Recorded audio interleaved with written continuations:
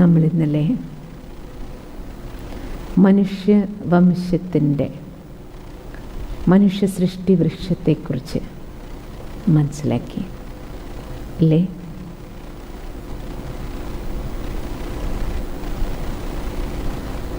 പരമാത്മാ ബീജമായ ഈ മനുഷ്യ മഹാസൃഷ്ടി വൃക്ഷം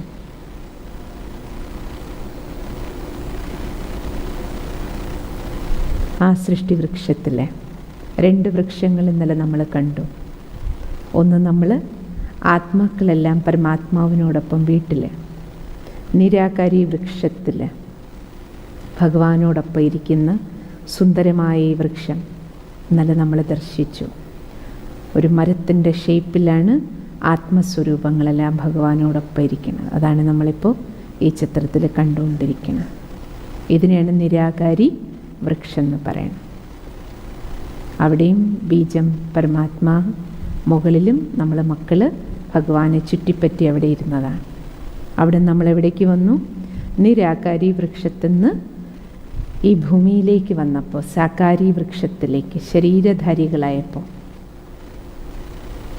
എന്ത് സംഭവിച്ചു അല്ലേ? ഇപ്പോൾ 800 കോടിയോളം ആത്മാക്കളാണ് ഈ വലിയ സൃഷ്ടി വൃക്ഷത്തിൽ, മനുഷ്യവൃക്ഷം അല്ലേ, ഇത്രയും ഇലകളെ കൊണ്ട് നിറഞ്ഞിരിക്കുന്ന വലിയ വൃക്ഷമാണ്. 5000 വർഷം പ്രായം ചെന്ന വൃക്ഷമാണ്. ബീജം പരമാത്മാവാണ്. ബാപ്പയുടെ അടുത്തു നിന്നാണ് നമ്മളെല്ലാവരും ഈ മരത്തിലേക്ക് വന്നത് അല്ലേ? പിന്നെ നമ്മളെന്ത് മനസ്സിലാക്കി? ഈ വൃക്ഷത്തിൻ്റെ തൈത്തടി സത്യത്രൈതായികത്തിലെ സനാതന ദേവതാധർമ്മത്തിലെ സംസ്കാരമാണ്. ദേവീ ദേവതകളായിരുന്നു തൈത്തടിയിൽ. പിന്നെന്തായി?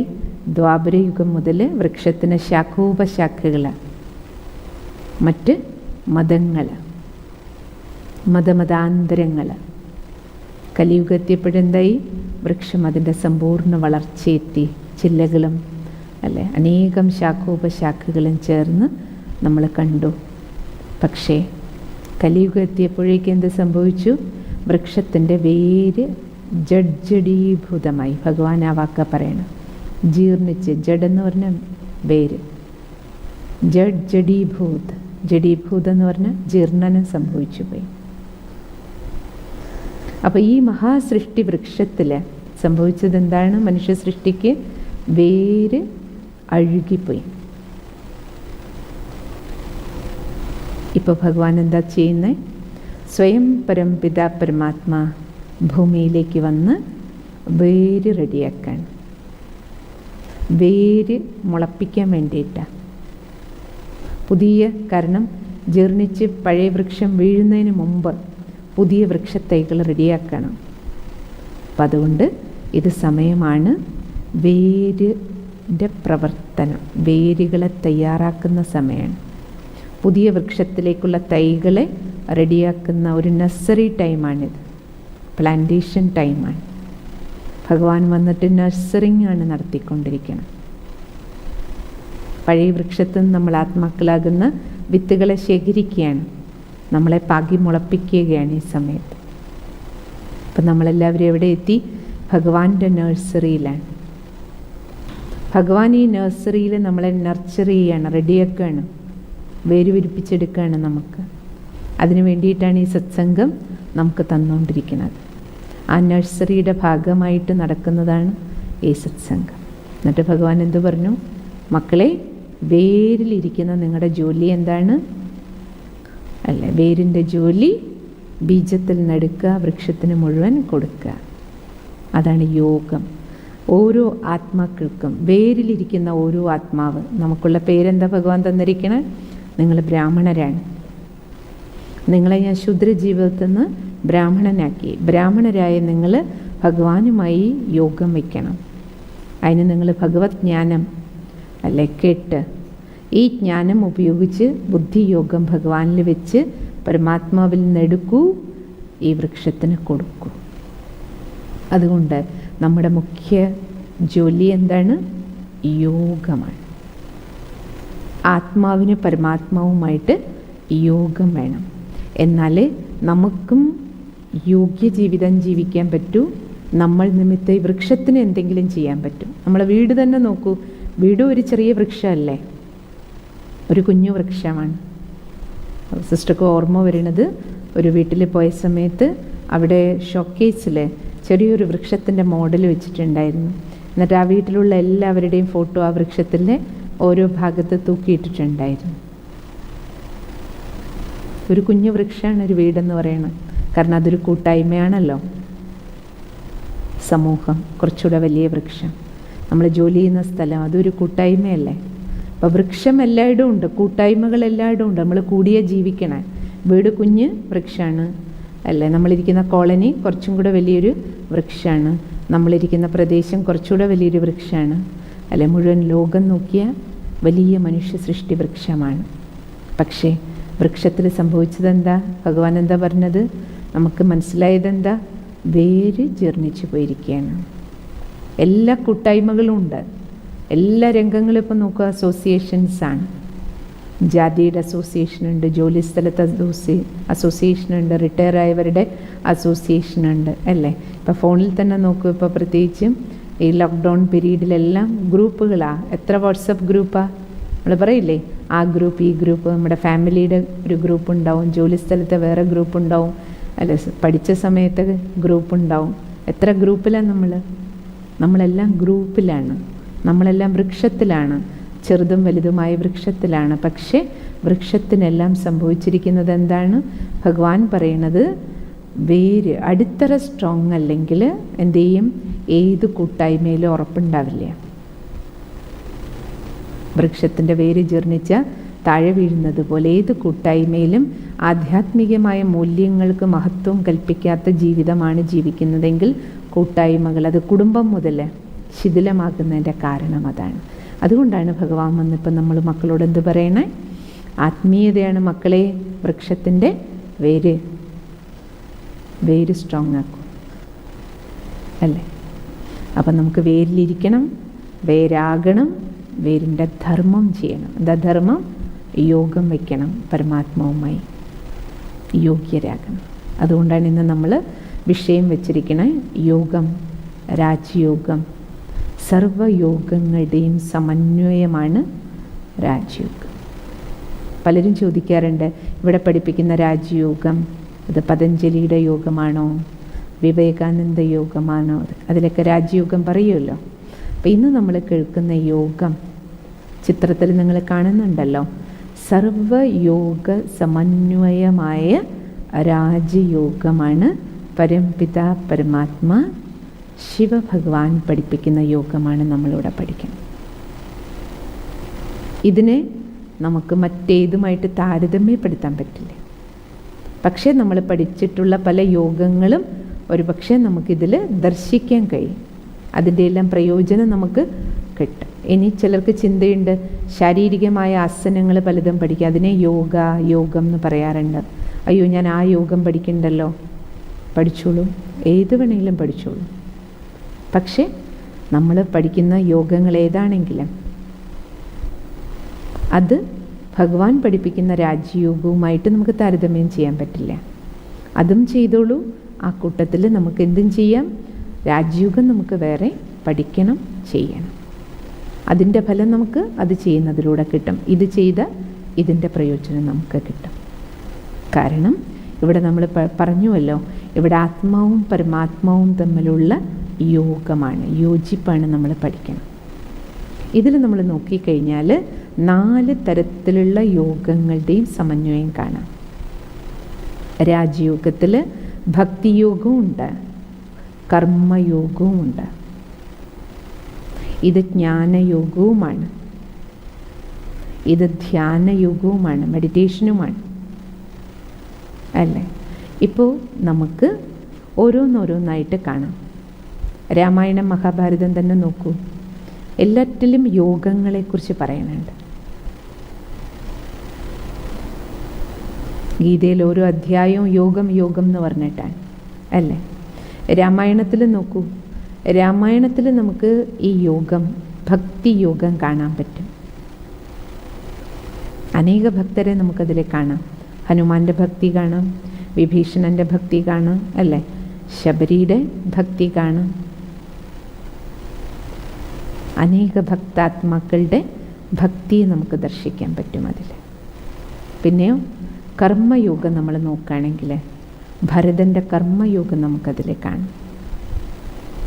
ശ്രീരാമൻ വനവാസത്തിന് പോയതിന് ശേഷം സിംഹാസനത്തിൽ രാമപാദുകം വെച്ച് പൂജ ചെയ്തുകൊണ്ട്, ആരാധിച്ചുകൊണ്ട്, ആദരിച്ചുകൊണ്ട്, എന്നാലോ രാജാവില്ലാത്ത, രാമനില്ലാത്ത രാജ്യത്തിൽ എത്ര നല്ല രീതിയിൽ പരിപാലിക്കണം ഒരു രാജാവിൻ്റെ എല്ലാ കർത്തവ്യങ്ങളും പാലിക്കുന്ന ഭരതൻ്റെ ജീവിതം നമുക്ക് കാണാൻ തികച്ചും കർമ്മയോഗിയായിട്ട്. രാജാവ് ഡ്യൂട്ടി എല്ലാം ചെയ്യുന്നുണ്ട്, പക്ഷെ ജീവിതം എന്താണ്? യാതൊരു തരത്തിലുള്ള രാജകീയ സുഖഭോഗങ്ങളും എടുക്കുന്നില്ല. കർമ്മയോഗം. സ്ഥാനത്തിൻ്റെ ഇല്ല, പദവിയുടെ ഇല്ല, സാധനങ്ങളുടെ ഒന്നും എടുക്കുന്നില്ല. തൻ്റെ കർത്തവ്യം കർമ്മനിരതനായി ചെയ്തുകൊണ്ടിരിക്കണം. കർമ്മയോഗം. അടുത്തത് ഏതാണ്? രാജയോഗം. രാമായണത്തിൽ നമുക്ക് രാജയോഗവും കാണാം. ശ്രീരാമൻ്റെ ജീവിതം മുഴുവൻ നമ്മൾ നോക്കുകയാണെങ്കിൽ ശ്രീരാമൻ ആരാണ്? ഒരു രാജയോഗിയാണ്. രാജയോഗി അർത്ഥം സ്റ്റേബിൾ മൈൻഡഡ് പേഴ്സണാലിറ്റി. വളരെ പരിപക്വതയുള്ള, എല്ലാ സമയത്തും സദാ പരിപക്വതയുള്ള ഒരു ജീവിതമാണ് ശ്രീരാമൻ്റെ. സാധാരണ ഗീതയിൽ പറയും അതിന് സ്ഥിതപ്രജ്ഞൻ. ബോധതലം എപ്പോഴും നോക്കുകയാണെങ്കിൽ ഏകരസമാണ്. അതാണ് രാജയോഗി. ഏകരസ അവസ്ഥ.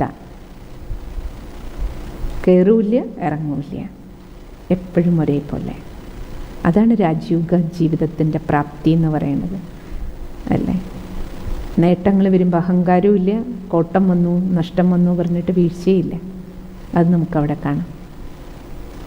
ശ്രീരാമൻ്റെ ജീവിതം ഫുൾ രാമായണം നിങ്ങൾ നോക്കിക്കോളൂ. എത്ര ശാന്തനായിട്ട്, സൗമ്യനായിട്ട്, എത്ര വലിയ പ്രതിസന്ധികൾ വരുമ്പോഴും സ്റ്റേബിൾ മൈൻഡ്. അടുത്തത് ഏതാണ്? സന്യാസയോഗം. സന്യാസയോഗം നമ്മൾ നോക്കുകയാണെങ്കിൽ ലക്ഷ്മണൻ്റെ ജീവിതത്തിലും ഊർമിളയുടെ ജീവിതത്തിലും നമുക്കത് കാണാം. രാമൻ കാട്ടിലേക്ക് പോകുമ്പോഴും സീതാസമേതനായിട്ടാണ് പോണേ. പക്ഷേ രാമനേക്കാളും ഇളയ ലക്ഷ്മണൻ കുറച്ച് നാളെ ആയിട്ടുണ്ടായിരുന്നുള്ള ഒരു വിവാഹിതരായിട്ട്. പക്ഷേ ഊർമിള കൊട്ടാരത്തിലേക്ക്, ലക്ഷ്മണനാണെങ്കിലോ ചേട്ടനും ഏട്ടത്തിനും ഏട്ടത്തിയമ്മയ്ക്കും സഹായിയായിട്ട് കാട്ടിലേക്ക്. ഊർമിളയ്ക്കാണെങ്കിലോ വലിയ ഉത്തരവാദിത്വം.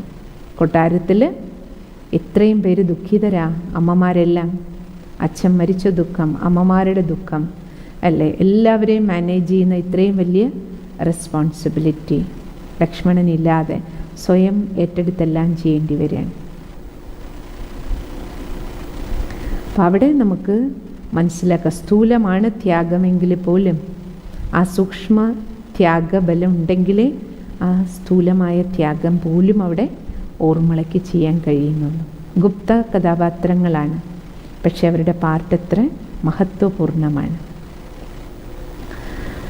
ഇവിടെ നമ്മൾ മനസ്സിലാക്കേണ്ടത് ഈ 4 തരത്തിലുള്ള യോഗങ്ങളും നമുക്ക് രാജയോഗത്തിൽ ദർശിക്കാൻ കഴിയും. വിവേകാനന്ദ സ്വാമി പറയാറുണ്ട്, 4 യോഗങ്ങളും നിങ്ങൾക്ക് ഏത് വേണമെങ്കിലും സ്വീകരിക്കാം. വേണമെങ്കിൽ നിങ്ങൾക്ക് 4ഉം ചെയ്യാം, ഏതെങ്കിലും 2 ചെയ്യാം, ഏതിലെങ്കിലും 1 നിങ്ങൾക്ക് അനുഷ്ഠിക്കാം. പക്ഷേ ലക്ഷ്യം എന്തായിരിക്കണം?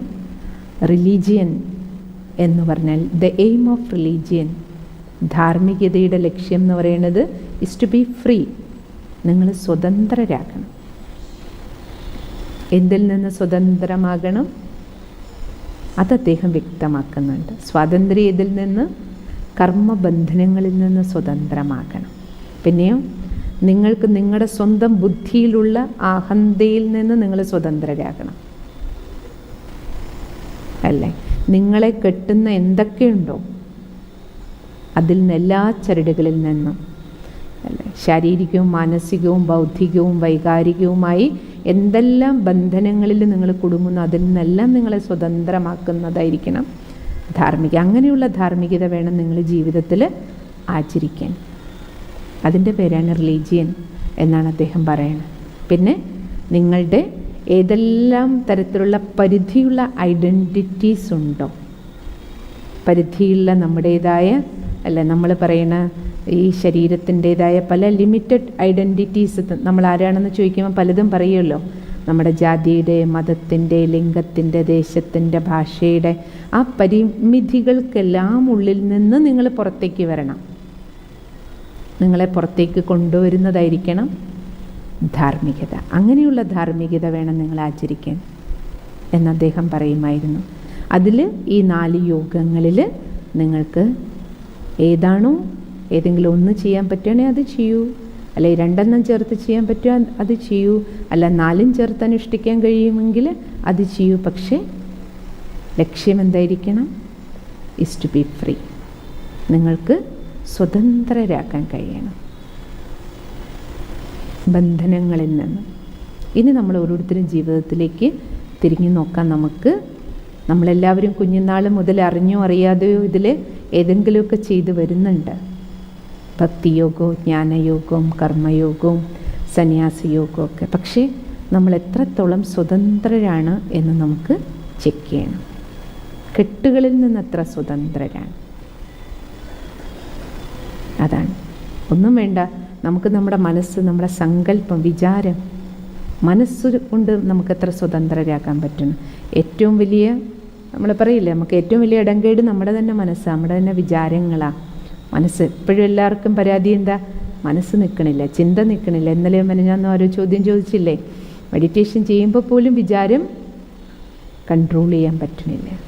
അതാണ് നമ്മുടെ അവസ്ഥ. അതുകൊണ്ട് ഇന്ന് നമുക്ക് ഈ 4 യോഗങ്ങളും പരംപിത പരമാത്മ നമ്മളെ പഠിപ്പിക്കുന്ന രാജയോഗത്തിൽ നമുക്ക് ഈ 4ൻ്റെയും സമന്വയം ദർശിക്കാൻ കഴിയും. ഭഗവാൻ പഠിപ്പിക്കുന്ന രാജയോഗത്തിൽ ഇതെല്ലാം ഉണ്ട്. അതിലാദ്യത്തേത് നമുക്ക് നോക്കാം, ഭക്തിയോഗം. ഭക്തി എന്ന് പറയുമ്പോൾ തന്നെ നമ്മുടെ എല്ലാവരുടെയും മനസ്സിലേക്ക് ഓടി വരുന്നത് എന്താ? നമ്മൾ തന്നെ ചിലപ്പോൾ പറയില്ലേ, അവരൊരു നല്ല ഭക്തനാണ്, ഭക്തിയുള്ള കുടുംബമാണ്, ഭക്തിയുള്ളൊരു കുട്ടിയാണ്, പറയാറില്ലേ? എന്താണ് ഭക്തി? ആരെയും നമ്മൾ ഭക്തനാണ് അല്ലെങ്കിൽ ഭക്തിയുള്ള കുടുംബമാണെന്ന് ആരെക്കുറിച്ചാണ് പറയുക? ഒരാൾ കുറിയിട്ടത് കൊണ്ട് മാത്രം ഭക്തനാകൂ? ഒരാൾ കുറിയിട്ടില്ല പറഞ്ഞിട്ട് ആൾ ഭക്തനല്ല എന്ന് നമുക്ക് പറയാൻ കഴിയുമോ? എന്താ ഭക്തി?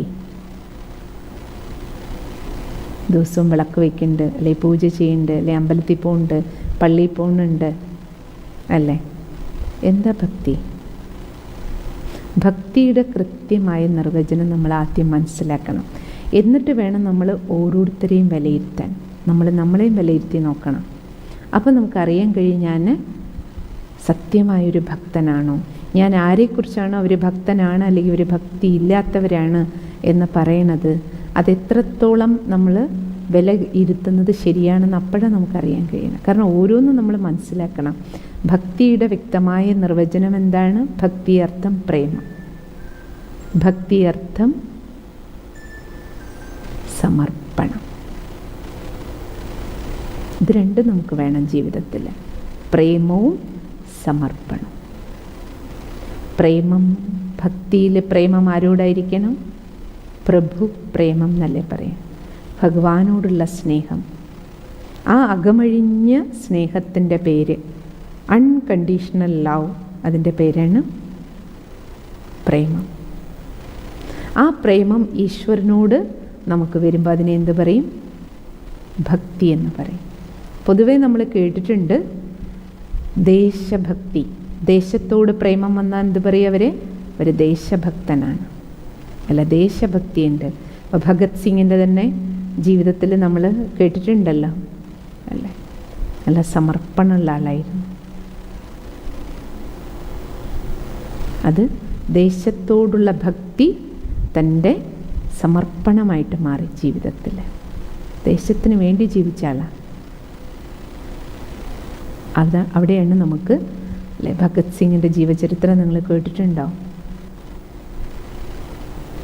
എങ്ങനെയാണോ നമ്മൾ രാമായണത്തിൽ ശബരിക്ക് പ്രേമം, ഭഗവാനോട് പ്രേമമുള്ളത്, അതേപോലെയാണ് ഭഗത് സിംഗിന് ദേശത്തിനോട് സമർപ്പണ ഭാവം ഉണ്ടായിരുന്നത്. അപ്പം ഭക്തിയോഗം എന്ന് പറഞ്ഞാൽ ഇത് രണ്ടും നമ്മളിൽ വരണം. പ്രേമവും വരണം, സമർപ്പണ ഭാവനയും വരണം. ശബരിയുടെ ഭക്തിയെക്കുറിച്ച് നമ്മൾ കേട്ടിട്ടുണ്ട്. ശബരിയുടെ ഭക്തിയുടെ പ്രത്യേകത എന്തായിരുന്നു? ശബരി ഇത്രയും സ്നേഹമാണ് രാമനോട്. രാമനെ കാത്തിരിക്കുക ജീവിതം മുഴുവൻ അല്ലേ, രാമനെ ഓർമ്മിച്ചുകൊണ്ടിരിക്കുക. രാമൻ വരും. രാമൻ ദിവസവും രാവിലെ എഴുന്നേറ്റ ശബരിയുടെ ജോലി എന്താ? പൂ പറിക്കുക. രാമന് വരുമ്പോൾ നടന്നു വരാൻ വേണ്ടിയിട്ട് പാത അറേഞ്ച് ചെയ്യുക. ഫുൾ വീടിൻ്റെ താൻ താമസിക്കുന്ന കുടിൽ വരെ, വഴിയിൽ നിന്ന് കുടിലിൻ്റെ ഉള്ളിൽ വരെ പൂക്കൾ കൊണ്ട് പാതയൊരുക്കുക. എല്ലാവരും കണ്ടിട്ട് കളിയാക്കും. പക്ഷേ ആർക്ക് വേണ്ടി ഈ പാതയൊരുക്കണേ? രാമൻ വരും. ഓരോ പൂ പറിക്കുന്നതും ആ സങ്കല്പത്തിലാണ്, രാമന് പാതയൊരുക്കാൻ.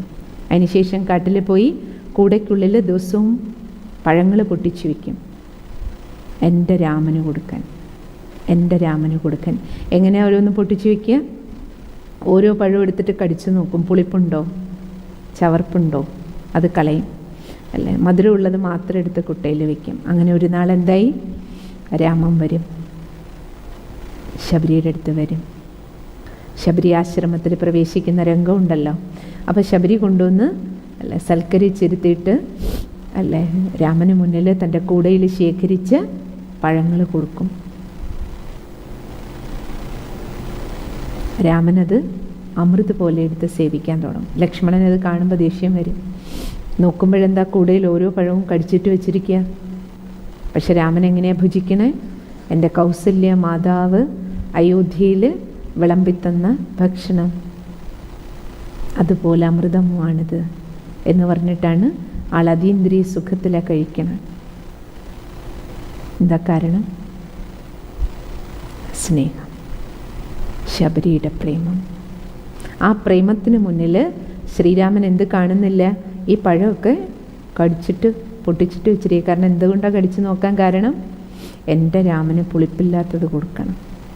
അപ്പം ശബരിക്ക് ബോധം പോലും വരണില്ല, ഞാനിത് കടിച്ചിട്ട് വെക്കുകയാണ്. അത്രത്തോളം പ്രഭു പ്രേമത്തിൽ മുഴുകി. എന്തേ ഉള്ളൂ ശബരിയുടെ മനസ്സിൽ? കേവലം ഒരു രാമൻ. അതാണ് ഭക്തി. കേവലം ഒരു രാമൻ. അതാണ് നമ്മൾ ഹനുമാനിൽ കാണുന്ന ഹൃദയം തുറന്ന രാമൻ. എന്തിൽ നോക്കിയാലും രാമൻ. ഓരോ കർമ്മവും ചെയ്യുന്നത് ശ്രീരാം, ജയ് ശ്രീരാം. ബസ് രാമൻ. മാല കൊടുത്തപ്പോഴും അല്ല, സീത മാല കൊടുത്തപ്പോഴും മുത്തിൽ പൊട്ടിച്ചെന്താ നോക്കണേ? ഈ മാലയിൽ രാമനുണ്ടോ? അപ്പം അത്രത്തോളം, കാരണം മനസ്സിൽ ഹൃദയത്തിൽ ഒരേ ഒരു പ്രഭുവിനോട് പ്രേമം വന്ന പിന്നെ കാണുന്നത് മുഴുവൻ എന്താണ്? അതിനെയാണ് പറയുന്നത് ഈശ്വരമയമാണ്. പിന്നല്ല നമ്മൾ പറയില്ലേ, രാധാകൃഷ്ണ പ്രേമത്തെക്കുറിച്ച് നമ്മൾ കേട്ടിട്ടുണ്ട്. രാധയ്ക്ക് പിന്നെ അല്ലെ കൃഷ്ണമയമാണ്. കാണുന്നതെല്ലാം കൃഷ്ണൻ എന്ന് പറഞ്ഞാൽ എന്താ അർത്ഥം?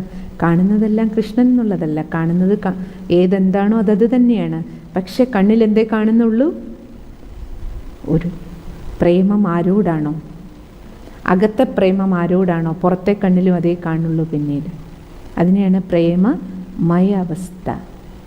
ഭഗവാൻ നിത്യ സത്സംഗത്തിൽ പറയാറുണ്ട്, ലവ് ലീൻ, സ്നേഹത്തിൽ മുഴുകിയ അവസ്ഥ, അലിഞ്ഞ് ചേർന്ന അവസ്ഥ. പാലിൽ പഞ്ചസാര ഇടുമ്പോൾ അത് രണ്ടും കൂടെ ചേർന്ന് കഴിയുമ്പോൾ എന്താ, നമുക്കതിൽ നിന്ന് വേർതിരിക്കാൻ പറ്റില്ലല്ലോ. അതേപോലെ ആത്മാവായ എനിക്ക് പരമാത്മാ പിതാവിനോട്, കാരണം ആത്മാവായ എൻ്റെ അവിനാശിയായ അച്ഛനും അമ്മയുമാണ് പരമാത്മാ. ആ പരംപിത പരമാത്മാവിനോട് നമുക്ക് ഹൃദയത്തിൽ നിന്ന് സ്നേഹം ഒഴുകുന്ന ആ അവസ്ഥയുടെ പേരാണ് എന്ത്? ഭക്തിയോഗം. അതുകൊണ്ട് ഭഗവാൻ ഇവിടെ പഠിപ്പിക്കുന്ന ഭക്തി രാജയോഗത്തിൽ രാജയോഗം 100% ഭക്തിയോഗമാണ്. കാരണം പ്രഭു പ്രേമമുണ്ടെങ്കിലേ നമുക്ക് പ്രഭുവിൻ്റെ ഓർമ്മ വരുള്ളൂ. കാരണം ആരോടാണോ പ്രേമമുള്ളിടത്ത് ഓർമ്മ താനേ വരും. സഹജമാണ്, നിരന്തരമാണ്. ഒരു പ്രിയതമനെ ഓർമ്മിക്കുമ്പോൾ ഓർമ്മ വരും. അതാണ് മീര. മീരയ്ക്ക് ഭഗവാൻ പ്രിയതമനാ. ഇത്രയും വലിയ രാജകുമാരിയായിരുന്നു രാജകുടുംബത്തിൽ, അല്ലേ? ഒന്നിനും കുറവുണ്ടായിരുന്നില്ല, സർവഭൗതിക സുഖങ്ങളും ഉണ്ടായിരുന്നു. പക്ഷേ പ്രേമമയം, ആ പ്രേമമയ ജീവിതത്തിൽ എന്തായി? ഭഗവാന്റെ സ്ഥാനം പ്രിയതമൻ്റെ സ്ഥാനം. പ്രിയതമെന്ന് പറഞ്ഞാൽ എന്താ അർത്ഥം? ഒരു പ്രിയതമ ഏത് ജോലി ചെയ്തുകൊണ്ടിരിക്കുമ്പോഴും ഓട്ടോമാറ്റിക്കലി ജോലി ചെയ്യുകയാണെങ്കിലും മനസ്സിലാരായിരിക്കും? പ്രിയതമൻ. എന്ത് ചെയ്തുകൊണ്ടിരിക്കുമ്പോഴും അല്ല ഓർമ്മിക്കാൻ പറ്റും. സ്നേഹം കാരണം ഓർമ്മ സ്വതവേ വരുന്നതാ. ഓർമ്മിക്കാൻ വേണ്ടി അവിടെ പരിശ്രമമില്ല. അതുകൊണ്ട് ഭഗവാൻ നിത്യേനയുള്ള സത്സംഗത്തിൽ ഈശ്വരൻ പറയും, മക്കളെ, പ്രേമമുണ്ടെങ്കിൽ പ്രയത്നമില്ല. അതാണ് മീരയിൽ നമ്മൾ കാണുന്നത്. പ്രിയതമനായിട്ടാണ് ഭഗവാനെ കാണുന്നത്. കാരണം ഭഗവാൻ അച്ഛനുമാണ്, അമ്മയുമാണ്, അല്ലേ? ടീച്ചറുമാണ്, സദ്ഗുരുവുമാണ്, പ്രിയതമനുമാണ്, സർവബന്ധുവുമാണ്. രാജയോഗത്തിൽ നമ്മൾ അതേപോലെ പരമാത്മാവിൽ സർവസംബന്ധവും വയ്ക്കുകയാണ്. അവിടെ ഭഗവാൻ തന്നെ ഇടയ്ക്കിടയ്ക്ക് പറയാറുണ്ട്, മക്കളെ, നിങ്ങൾ എന്നെ ഒരു പ്രിയതമനെ ഓർമ്മിക്കും പോലെ ഓർമ്മിക്കൂ. അപ്പോൾ എപ്പോഴും എൻ്റെ ഓർമ്മയുണ്ടാവും. അപ്പോഴെന്തായി? മീരയ്ക്ക് കൊടുത്ത വിഷം പോലും അമൃതായി മാറി. കാരണം കുടിക്കുന്നത് എങ്ങനെയാണ്? പ്രേമത്തോടെ, സമർപ്പണ ഭാവത്തോടെയാണ്. കൃഷ്ണനല്ലാതൊന്നുമില്ല. പ്രേമം സമർപ്പണത്തിലേക്ക് നയിക്കുകയാണ്. ആ സമർപ്പണത്തിൽ കുടിച്ചതുകൊണ്ട് വിഷത്തിൻ്റെ എഫക്റ്റ് ഉണ്ടായില്ല. ഇന്നും അല്ലേ, സയൻസിന് പോലും ഒരുപക്ഷെ അതിൻ്റെ പിന്നിലെ ആ രഹസ്യത്തെ മനസ്സിലാക്കാൻ അത്ഭുതം ഉണ്ടാവും. വിഷത്തിൻ്റെ എഫക്റ്റ് വന്നില്ല. അപ്പം അതിൽ നമ്മൾ എന്താ മനസ്സിലാക്കേണ്ടത്? നമ്മുടെ വിചാരങ്ങളുടെ ശക്തി എത്രയാണ് എന്നുള്ളതാണ്. സങ്കല്പത്തിൽ എത്ര ശക്തിയുണ്ട്. ആ പ്രേമപൂർണമായ വിചാരങ്ങൾ ഉണ്ടാക്കിയ, പ്രേമാമൃതത്തിൽ നിന്നുണ്ടാക്കിയ പോസിറ്റീവ് എനർജിക്ക് പോയിസൺ അല്ലെ, വിഷത്തെ അമൃതാക്കി മാറ്റാൻ കഴിഞ്ഞു. നെഗറ്റീവിനെ പോസിറ്റീവാക്കി മാറ്റിയെടുക്കാൻ കഴിഞ്ഞു. പ്രേമത്തിൻ്റെ പവർ, സ്നേഹത്തിൻ്റെ ശക്തിയാണ് നമ്മളവിടെ കാണുന്നത്, അല്ലേ? അപ്പോൾ രാജയോഗത്തിലും ഭഗവാൻ നമ്മൾ മക്കളോട് അതാ പറയണം, മക്കളെ, മെഡിറ്റേഷൻ, ധ്യാനം എന്നൊക്കെ പറഞ്ഞ് നിങ്ങൾ വലുതായിട്ടൊന്നുമുള്ള വാക്കുകൾ ഉപയോഗിക്കേണ്ട. ഭഗവാൻ ഇവിടെ എന്താ പറയണമെന്നറിയോ? രാജയോഗം, ഓർമ്മ. സിമ്പിളായിട്ട് ഇങ്ങനെ പറയണത്, ബാബ, നിങ്ങൾ എന്നെ ഓർമ്മിക്കൂ, ഞാൻ നിങ്ങളുടെ അച്ഛനല്ലേ. നിങ്ങൾക്ക് ആദ്യം ഓർമ്മ വരണം നിങ്ങളൊരാത്മാവാണെന്ന്. അതിന് നിങ്ങൾക്ക് നിങ്ങളോട് സ്നേഹം വേണം. അപ്പം നിങ്ങൾക്ക് നിങ്ങളുടെ ഓർമ്മ വരണം, ദേഹമല്ല ദേഹിയാണ്. അടുത്തതെന്താണ്? ആത്മാവായ നിങ്ങൾക്ക് അച്ഛനും അമ്മയും സർവബന്ധുവുമായ എന്നോട് സ്നേഹമുണ്ടെങ്കിൽ, ബന്ധമുണ്ട്, അപ്പം സ്നേഹം എന്തായാലും വരും, അല്ലേ? അപ്പോൾ ഭഗവാനെ സർവബന്ധുവായി കണ്ട് ഏത് സമയത്ത് ഏതെങ്കിലും ഒരു ബന്ധത്തിൽ നിങ്ങളെന്നെ സ്നേഹത്തോടെ സ്മരിക്കൂ. ഇതാണ് ഭക്തി നിർഭരമായ ഓർമ്മ. അതുകൊണ്ട് രാജയോഗം ഭക്തിയോഗമാണ്. പ്രഭു പ്രേമത്തോടു കൂടിയ സ്മൃതിയാണ്. അപ്പം എന്താകും? പ്രേമത്തിൽ എത്ര നേരം വേണമെങ്കിലും മുഴുകിയിരിക്കുന്നു, അത്രയും നേരം ഓർമ്മയുണ്ടാവും.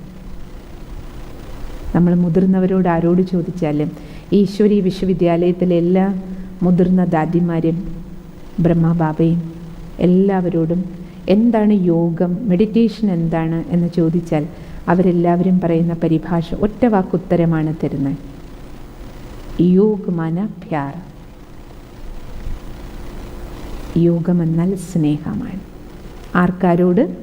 ആത്മാവിന് പരമാത്മാവിനോടുള്ള സ്നേഹത്തിൻ്റെ പേരാണ് ഓർമ്മ, കണക്ഷൻ.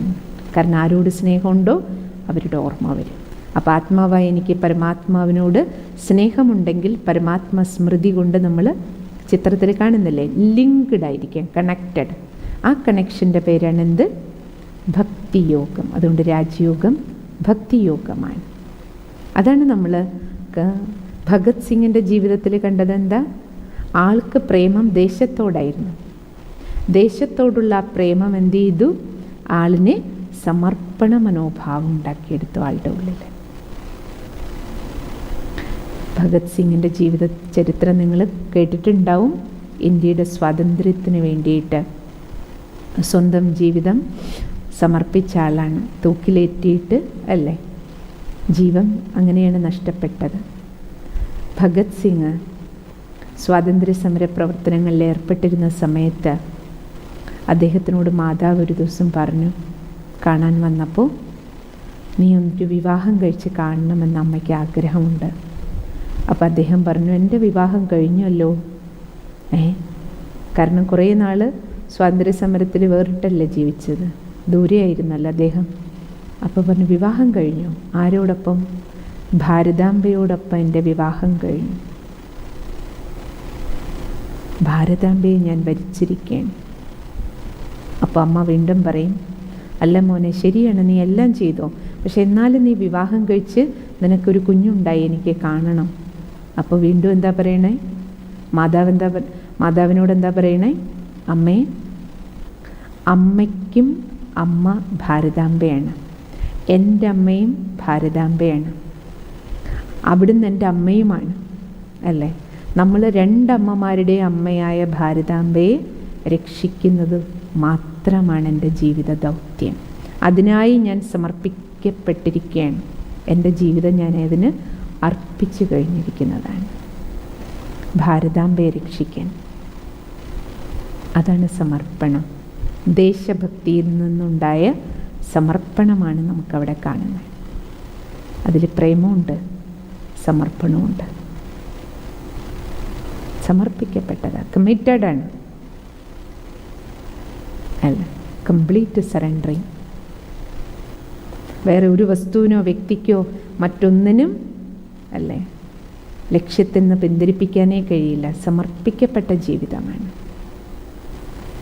അതുകൊണ്ട് നമുക്കും നമ്മുടെ ഓരോരുത്തരുടെയും ജീവിതത്തിലേക്ക് നമുക്ക് തിരിഞ്ഞു നോക്കണം. എത്രത്തോളം നമ്മൾ ഓരോരുത്തരും സമർപ്പിതരാണ്.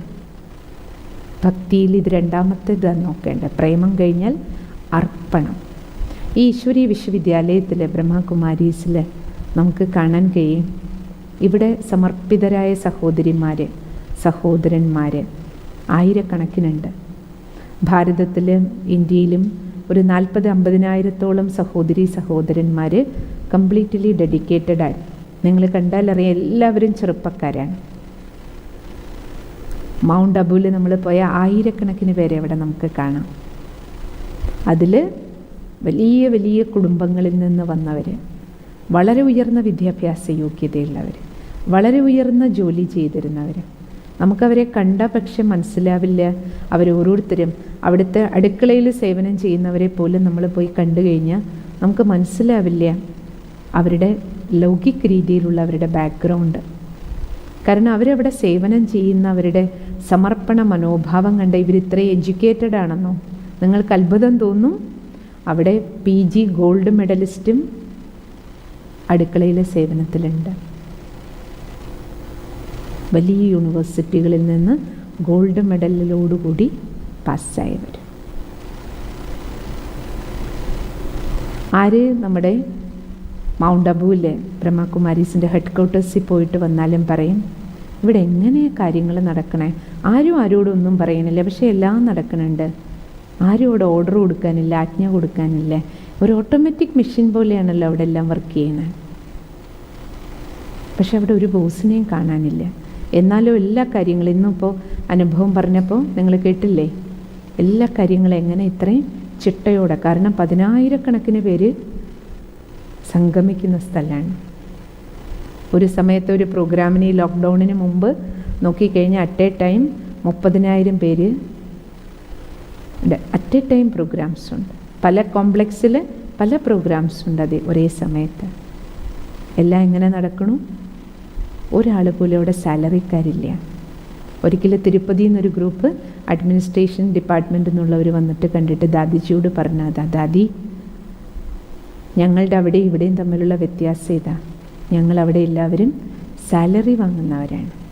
ഇവിടെ ഒരാൾ പോലും സാലറി ഇല്ല. പക്ഷേ എത്ര ഒന്നാന്തരമായിട്ട് ഇവിടെ കാര്യങ്ങൾ നടക്കണം. ഇവിടെ ഒരാൾ സാലറിക്കാരില്ല, ജോലിക്കാരില്ല, കൂലിക്കാരില്ല, ശമ്പളത്തിന് പണിയെടുക്കുന്നവരില്ല. പക്ഷെ ഇവിടെ എല്ലാവരും സമർപ്പിതരാണ്. അപ്പോൾ ദാദി പറഞ്ഞു, ഇത് പ്രഭുവിന് മുന്നിൽ സമർപ്പിക്കപ്പെട്ടവരാണ്. സ്വമേധയാ സമർപ്പിക്കപ്പെട്ട് സേവനം ചെയ്യുന്ന സ്വയം സേവകരാണ്. സ്വ ഇച്ഛയാൽ സേവനം ചെയ്യണം. ആരുടെ മുന്നിലാണ് സമർപ്പണം? ഒരേ ഒരു ശിവബാബ. ഞാൻ സമർപ്പിക്കപ്പെട്ടിരിക്കുന്നത് ബാബയ്ക്ക് മുന്നിലാണ്. ഞാൻ ചെയ്യുന്ന ഓരോ കർമ്മങ്ങളും ഭഗവത് സേവയാണ്. ആ സമർപ്പണമാണ്. ഞാൻ ഭക്ഷണം ഉണ്ടാക്കാമെന്ന് ഇവിടെ ഇല്ല.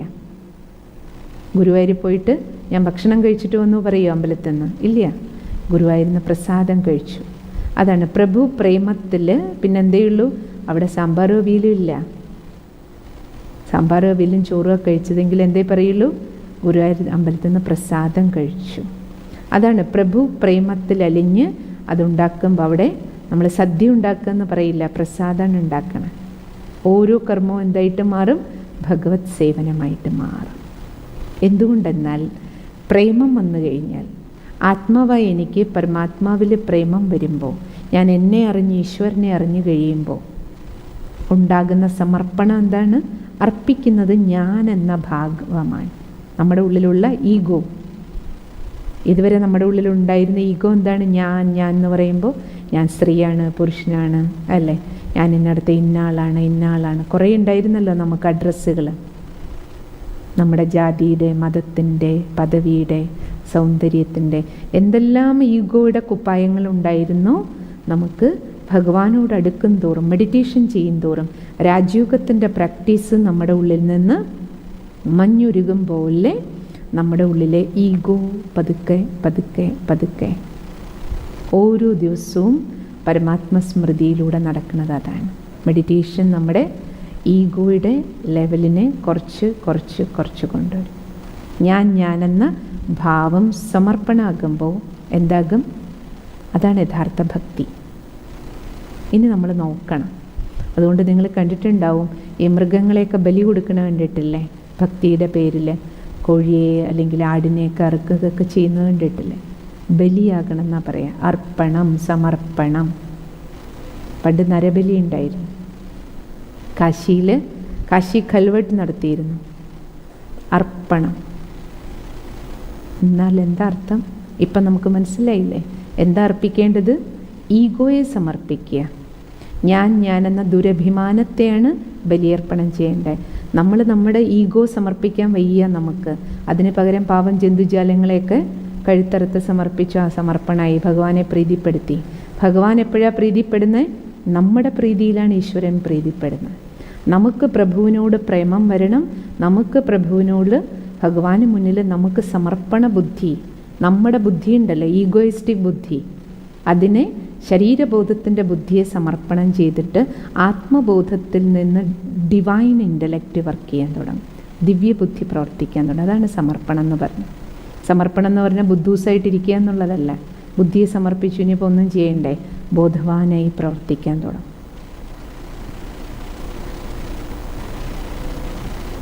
ചെയ്യിപ്പിക്കുന്ന ആൾ ചെയ്യിപ്പിച്ചുകൊണ്ടിരിക്കണം. അതാണ് സമർപ്പണം. ഞാൻ ചെയ്യിപ്പിക്കുന്ന ആളുടെ കയ്യിൽ ഒരു തോൽപ്പാവ മാത്രമാണ്. തോൽപ്പാവ കുത്തുകാരൻ തോൽപ്പാവയെ വെച്ചിട്ട് കളിക്കുന്നത് പോലെ ചരട് ആളുടെ കയ്യിലുണ്ടെന്ന് ഫീൽ ചെയ്യും. അതാണ് ഭക്തി. അതാണ് ഒരു നല്ല ഭക്തൻ. ഒരു നല്ല ഭക്തൻ ഒരിക്കലും ഞാൻ എന്ന അഹങ്കാരം ഉണ്ടാവില്ലേ. അഹങ്കാരം എത്ര വലിയ കാര്യങ്ങൾ ചെയ്താൽ അഹംഭാവം വരില്ല. അത് ഹനുമാനിൽ കാണണം. ഇരിക്കുന്ന സ്ഥലം ഏതാണ്? രാമപാദങ്ങളിൽ വന്നിരിക്കും. വിനയം, സമർപ്പണം നമ്മളിൽ വിനയം ഉണ്ടാക്കും, അഹങ്കാരം ഉണ്ടാവില്ലേ. ഇനി നമ്മൾ നമ്മളിലേക്ക് നോക്കണം. ഞാൻ എത്രത്തോളം ഒരു ഉത്തമ ഭക്തനാണ്. പ്രേമം എത്രത്തോളം എനിക്കുണ്ട് പ്രഭുവിനോട്. രണ്ടാമത്തത് എത്രത്തോളം, ഇപ്പം നമ്മൾ 10-16 ദിവസങ്ങളായിട്ട് ഇന്ന് 18ാമത്തെ ദിവസമാണ്. നമ്മൾ ഫസ്റ്റ് ഡേ മുതൽ ഭഗവാൻ നമ്മളെ എന്തിനാണ് പഠിപ്പിക്കണേ? സ്വാഹ ചെയ്യാനാണ്. ഏത്? ശരീരബോധത്തെ സ്വാഹ ചെയ്യാൻ. ബോഡി കോൺഷ്യസ്നെസ് നമുക്ക് സമർപ്പണം ചെയ്യണം. അതിനുള്ള യജ്ഞമാണിത്. അതാണ് നമ്മുടെ ഭക്തി. ഡെയിലി ജ്ഞാനം നൽകി നൽകി ജ്ഞാനത്തിൻ്റെ വിറക് കഷ്ണങ്ങൾ തരികയാണ് ഭഗവാൻ. എന്നിട്ട് നമ്മളോട് എന്താ പറയണേ? മക്കളെ, നിങ്ങൾക്ക് എന്നോടൊപ്പം ബുദ്ധിയോഗം വയ്ക്കണമെങ്കിൽ നിങ്ങളെന്ത് ചെയ്യൂ? ഞാനെന്ന ദുരഭിമാനത്തെ സ്വാഹ ചെയ്യൂ. അതുകൊണ്ട് നമ്മൾ പണ്ട് യാഗങ്ങളിലൊക്കെ കേട്ടിട്ടില്ലേ, കുതിരയെ സ്വാഹ ചെയ്യാന്ന് പറയും. ഏതാ കുതിര? ഈ ശരീരമാണെന്ന ബോധമാണ് കുതിര. ദേഹത്തെ കളയുക എന്നുള്ളതല്ലല്ലോ, ദേഹബോധത്തെ സമർപ്പണം ചെയ്യുന്നതാണ് രാജയോഗം. അതാണ് രാജയോഗത്തിൽ നമുക്ക് വേണ്ടുന്ന സമർപ്പണ മനോഭാവം. ഞാനെന്ന ഭാവവും പിന്നെ എൻ്റെ എന്നുള്ള അറ്റാച്ച്മെൻറ്റുകൾ, അഹന്ത, ഇതിനെയാണ് നമുക്ക് സമർപ്പിക്കേണ്ടത്. അപ്പോൾ നമ്മൾ ആരാകും? ഒരു യഥാർത്ഥ ഭക്തനായി സത്യമായൊരു രാജയോഗിയായിട്ട് മാറും. പിന്നെ ആ ഉത്തമ ഭക്തന് പിന്നെ ഭഗവാനോട് സമസ്യയൊന്നും പറയേണ്ടി വരില്ല. ഭഗവാനെ, എൻ്റെ ഈ പ്രശ്നം തീർക്കണേ. കാരണം ഭഗവാന്റെ അടുത്തുനിന്ന് നമ്മൾ വേറിട്ടൊരു നിമിഷം പോലും ഉണ്ടാവില്ല. പറയില്ലേ, എവിടെ നോക്കിയാലും ഭഗവാൻ തന്നെ ഭഗവാൻ പറയാറില്ലേ? അവിടെ എവിടെ നോക്കിയാലും ഭഗവാൻ തന്നെ ഭഗവാൻ എന്ന് പറഞ്ഞാൽ എന്താ അർത്ഥം? കണ്ണിൽ ഭഗവാൻ മാത്രമേ കാണുള്ളൂ, പ്രശ്നങ്ങളെ കാണില്ല. ഒരു സുന്ദരമായ പാട്ട് ഹിന്ദിയിലുണ്ട്. ബ്രഹ്മകുമാരീസിലെ സഹോദരന്മാർ തയ്യാറാക്കിയൊരു പാട്ടുണ്ട്. ആ പാട്ടിൻ്റെ വരികളിലെ അർത്ഥം ഇതാണ്: പ്രശ്നങ്ങളോട് പറയൂ, എൻ്റെ ഭഗവാനാണ് വലുത്. പ്രശ്നങ്ങളെ നിങ്ങളെക്കാളും വലുതെൻ്റെ ഭഗവാനാണ്. അതുകൊണ്ട് എനിക്ക് പ്രശ്നം ഒരു വലുതല്ല. പ്രശ്നം എത്ര വലുതാണെങ്കിലും മല പോലെയുള്ള പ്രശ്നം വരുമ്പോൾ അത് നമുക്ക് മല മഞ്ഞ് പോലെ ഉരുകിപ്പോകുന്നത് കാണാൻ പറ്റും. പർവ്വത സമാനം വരുന്നത് പഞ്ഞിയായി ഹു എന്ന് പറഞ്ഞ് പറന്നു പോകുന്നത് പോലെ ഫീൽ ചെയ്യും. പ്രശ്നം വരുന്നില്ല എന്നല്ല, പക്ഷെ ആ പ്രശ്നത്തിൻ്റെ വലിപ്പം, ഭാരം മനസ്സിന് നമുക്ക് കഠിനമാകില്ല. എങ്ങനെയാണെങ്കിൽ ഭക്തി, പ്രഭു പ്രേമമുണ്ടെങ്കിൽ, ഭഗവാനോടുള്ള പ്രേമം കാരണം ആ സമസ്യ പോലും സമർപ്പിക്കപ്പെടും. സമസ്യ വന്ന് പോകുന്നത് പോലും ആളറിയില്ല. ഓ, ഇത്രയും വലിയൊരു പ്രശ്നമായിരുന്നോ, എനിക്ക് ഇത്രയും വലിയൊരു അസുഖമായിരുന്നോ. അസുഖം വന്ന് മാറിക്കഴിയുമ്പോൾ ഇത്രയും വലിയൊരു രോഗം ഞാൻ ഇത്രയും കാലം താണ്ടി, ഇത്രയും വലിയ രീതിയിൽ ഞാൻ പുറത്തു വന്നു. ഡോക്ടർ ചിലപ്പം പറയും ഇതൊരു വലിയ മിറാക്കിളായിരുന്നല്ലോ എന്ന് അനുഭവം പറഞ്ഞപ്പോൾ ദേവി അംബിക ശ്രീമതി ദേവി അംബിക പറഞ്ഞില്ലേ? നിങ്ങളെ കേട്ട് ശ്രദ്ധിച്ചിട്ടുണ്ടോ? ബാങ്ക് മാനേജറായിട്ട് റിട്ടയർഡായ 1 വർഷം 2 വർഷം സുഖമില്ലാതിരുന്ന സമയത്ത് ഡോക്ടർ പറഞ്ഞു എന്ന് പറഞ്ഞില്ലേ? മിറാക്കിൾ ചേഞ്ചാണ്. കാരണം എന്താ? പ്രേമം, ഭക്തി, പരമാത്മാവിനോടുള്ള പ്രേമം. ഇത്രയും വലിയ രോഗം വന്നു, വേദനയിലൂടെ കടന്നുപോയി. പക്ഷേ ആ വേദനയുടെ കാഠിന്യം അറിഞ്ഞില്ല. ഇത്രയും വലിയ കോംപ്ലിക്കേറ്റഡ് ആയിട്ട് മാറേണ്ടിയിരുന്നത് അതിൻ്റെ കോംപ്ലിക്കേഷൻ ഫീൽ ചെയ്തില്ല അല്ലേ? അതാണ് ഭഗവാനോടുള്ള പ്രേമം. രാജയോഗി ജീവിതം നമ്മൾ ജീവിക്കുമ്പോൾ, ഭഗവാനുമായിട്ട് യോഗം വയ്ക്കുമ്പോൾ ഒരു നല്ല ഭക്തരായി നമ്മൾ മാറും. അപ്പോൾ വലിയ കാര്യങ്ങൾ നമ്മൾ ചെയ്യും, പക്ഷെ ഒന്നും ചെയ്തതായിട്ട് തോന്നില്ല. വലിയ പ്രശ്നങ്ങൾ നമ്മുടെ മുന്നിൽ വരും, പക്ഷെ പ്രശ്നം വന്ന് പോയി എന്നുള്ള ഫീലിംഗ് പോലും ചിലപ്പോൾ നമുക്ക് ഉണ്ടാവില്ല. ഇത്രയും വലിയൊരു പ്രശ്നത്തെയാണ് ഞാൻ താണ്ടിയത്, ക്രോസ് ചെയ്തത്. ആ രീതിയിൽ പോകും. എന്താ കാരണം? നമ്മുടെ മനസ്സിൻ്റെ സ്ഥിതി അതിനേക്കാളും ഉയർന്നതായി മാറുകയാണ്. നിങ്ങൾ കേട്ടിട്ടുണ്ടാവും, പണ്ടൊരു മാഷ് സ്കൂളിൽ ബോർഡിലൊരു ചെറിയ വരയിട്ട് കൊടുത്തിട്ട് കുട്ടികളോട് പറയും, സാറിന് എന്തോ ചെയ്യാനുണ്ട്, ഈ വരയെ ഒന്ന് ചെറുതാക്കാൻ പറഞ്ഞു. പക്ഷേ ഈ വരയിൽ തൊടരുത്, അതിൽ ടച്ച് ചെയ്യാതെ ഇതിനെ ചെറുതാക്കണം. എല്ലാ കുട്ടികളും വളരെ കിടന്ന് പരിശ്രമിച്ച് നോക്കി അതിൽ തൊടാതെ അതിനെ ചെറുതാക്കണം. ഒരേ ഒരു കുട്ടി വന്ന് എന്ത് ചെയ്തു? സാറ് വരച്ച വരയുടെ മേലെ കുറച്ചും കൂടെ മേലെയായിട്ട് കുറച്ചൊരു നീണ്ട വര വരച്ചു. ആ നീണ്ട വരയ്ക്ക് മുന്നിൽ ഇതെന്തായി? സാറ് വരച്ചത് ചെറിയ വരയായി. ഈ വരയെ തൊട്ടതേയില്ല, മായ്ച്ചുമില്ല, ഒന്നും ചെയ്തില്ല. ഇതിനെ ചെറുതാക്കി. കുട്ടി എന്ത് പറഞ്ഞു? മാഷേ, ഇപ്പം മാഷ് വരച്ച വര ചെറുതായില്ലേ? അതാണ് ഭക്തി നമുക്ക് നൽകുന്നത്. നമുക്ക് പ്രശ്നം വരില്ല എന്നുള്ളതല്ല. ഞാൻ ബ്രഹ്മകുമാരീസ് വന്നു മെഡിറ്റേഷൻ പഠിച്ചു, ഇനി എനിക്ക് പ്രശ്നം വരില്ല. അല്ല, നമ്മുടെ പ്രശ്നം മാഷി വരച്ച ചെറിയ വര പോലെ നിൽക്കും. അതിനേക്കാളും വലിയ വര നമുക്ക് വരയ്ക്കാൻ പറ്റും. എങ്ങനെ? നമ്മുടെ മനസ്സിൻ്റെ സ്ഥിതി, മനോസ്ഥിതി ഉയരുമ്പോൾ, നമ്മുടെ സ്വസ്ഥിതി ഉയരുമ്പോൾ പരിതസ്ഥിതികൾ, പ്രശ്നങ്ങൾ നമുക്ക് ചെറുതായിട്ട് തോന്നും. അതാണ് ഭക്തി കൊണ്ട് നമുക്കുണ്ടാകുന്ന ഗുണം. ഭക്തിയുടെ ബെനിഫിറ്റ് അതാണ്. അതുകൊണ്ട് രാജയോഗം നമ്പർ 1 ഭക്തിയോഗമാണ്. പ്രഭു പ്രേമത്തോടെ ഞാനെന്ന ഭാവത്തെ, എൻ്റേതെന്ന ഭാവത്തെ സറണ്ടർ ചെയ്തിട്ട് ഈഗോ സ്വാഹ ചെയ്യുക. ശരീരമാണെന്ന ഈ കുതിരയാണ് നമുക്ക് ഹവനം ചെയ്യേണ്ടത്. കാരണം ഭഗവാൻ യജ്ഞം ആരംഭിച്ചിരിക്കുകയാണ്. അതുകൊണ്ട് ഇന്നു മുതൽ നമുക്കെല്ലാവർക്കും നല്ല ഭക്തനായി, ഉത്തമ ഭക്തനായി, ഉത്തമ ഭക്തൻ്റെ പ്രതീകമായിട്ട് നമ്മൾ ശ്രീശങ്കരൻ്റെ ചിത്രം പഠിച്ചിരുന്നുവല്ലോ. ശ്രീശങ്കരൻ്റെ എന്തെല്ലാം വിശേഷതകളുണ്ടോ അതെല്ലാം നമുക്ക് രാജയോഗി ജീവിതത്തിൽ നല്ലൊരു ഉത്തമ ഭക്തനായി മാറാൻ ആവശ്യമുണ്ട്.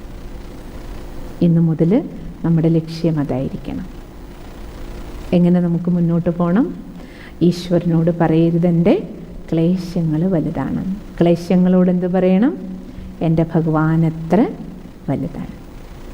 ആരാ വലുത്? പരമാത്മാ സർവശക്തിവാനല്ലേ, സർവശക്തൻ്റെ കുട്ടികളല്ലേ നമ്മൾ. ആത്മാവും ശക്തിശാലി, അവിനാശി. ഞാനും അവിനാശി. ബാക്കി പ്രശ്നമല്ല എന്താ? നമുക്കറിയാം, നാടകശാലയിൽ വരുന്ന അല്ല, നമ്മുടെ വേഷവുമായി ബന്ധപ്പെട്ട് വരുന്നത് മാത്രമാണ്. അതുകൊണ്ട് ഇന്ന് മുതൽ നമ്മൾ ഏത് പാട്ട് പാടി ജീവിക്കും? പ്രേമത്തിൽ പാടുകയല്ലേ ചെയ്യുക. പ്രേമത്തിൽ എന്ത് പാട്ട് പാടണം? ഭഗവാനെ ഭഗവാനെ അല്ലേ, അങ്ങാണ് വലുത്. പ്രശ്നങ്ങളെ എൻ്റെ ഭഗവാനാണ് വലുത്, നിങ്ങൾ ചെറുതാണ്. ആ ഭക്തി എനിക്ക് ഭഗവാനോടൊപ്പം ഉണ്ട്. കാരണം ഇപ്പം ഞാനും ഭഗവാനും തമ്മിൽ സർവശക്തിവാനുമായിട്ട് യോഗം വെച്ച് ജീവിക്കുകയാണ്. പ്രേമത്തോടെ സർവശക്തിയുടെ കറണ്ട് എടുക്കാൻ തുടങ്ങി. അപ്പോൾ നമ്മുടെ ഈ ശക്തി വർദ്ധിക്കാൻ തുടങ്ങി. ബാക്കി നമുക്ക് അടുത്ത 3 യോഗങ്ങളെക്കുറിച്ച് അടുത്ത നാളെ സത്സംഗത്തിൽ ഓരോ ഭാഗങ്ങൾ നമുക്ക് ഡിസ്കസ് ചെയ്യാം. ഇപ്പോൾ നമുക്ക് വളരെ പ്രേമത്തോടു കൂടിയിട്ട്, പ്രഭു പ്രേമത്തോടു കൂടിയിട്ട് പ്രഭുവിനെ സ്മരിക്കാം.